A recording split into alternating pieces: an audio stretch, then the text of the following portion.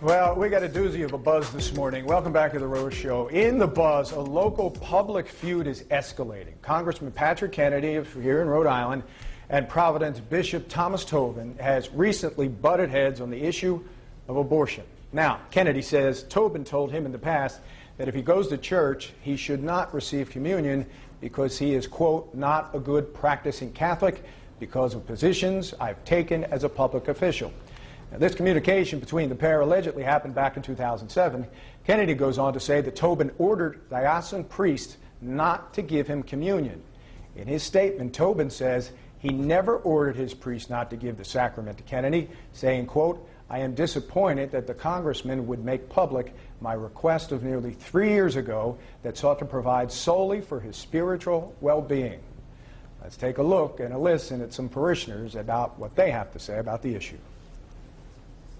Well, he has a choice, and he's a personal friend of mine. He has a choice to leave the church. In our Catholic faith, we're pro-life, and that's bottom line. Before we get into it, let me just ask this question. Should your personal beliefs bar you from receiving communion? I don't even think that's necessarily a fair question. Because, I think if you look at the Catholic Church, and it's been founded on sort of these rules, if you will. Sacraments. Right. And I actually did the interviews with those parishioners yesterday outside of the cathedral. Granted, we were sort of on home territory here. That's where the bishop presides and says Mass. But the majority of people were saying it is cut and dry. If you are a Catholic, you're a Catholic, and you follow the rules of the Catholic Church. Which means? Hence, that you are pro-life, basically, is what they're saying, is bottom line. You're against abortion. And if you are, not following the rules, then you should not be able to receive the sacrament. And that's the majority of people I spoke with yesterday just feel it's black and white, cut and dry. Right. Yeah.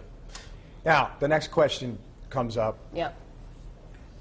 I just think this is really bad to have this in a public forum. And I respect both men, but Patrick Kennedy going to the Journal, I think, was a big mistake. I don't understand why that's even necessary, especially considering it happened so long ago. Why is this coming out now? And well, it's all because of this health care bill, and I just think, listen, his father had problems with the church as well, Ted Kennedy. A lot of Democrats have. But I think he was smart enough, and other senior statesmen were smart enough to do these things behind closed doors. Well, and I think it appears, and again, maybe we don't know 100% of the truth, but it appears. And I don't absolutely think we do. Right, and it appears, though, that the bishop was, quote unquote, trying to take the high road, trying to do it discreetly, behind the scenes, and then it appears the congressman was the one that decided to make it public, and it just kind of blew up yesterday.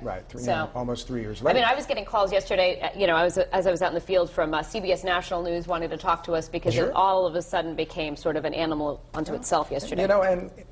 Come election time, depending on how bad this gets, this could have a backlash on the Congress. Absolutely, because you're pretty much calling out the church at this point, and that's not something you really want to be doing. It is interesting, though, that most of the people I did speak with yesterday said it's not going to hurt his chances for re-election. Okay. Who knows? Who knows? I just think that this should remain behind closed doors, and the bishop and Patrick Kennedy, or representatives, should sit down and try to find some way to find some common ground. We have to remember what we're fighting about, too. It's a very, the sanctity of a sacrament, button issue. Sure is.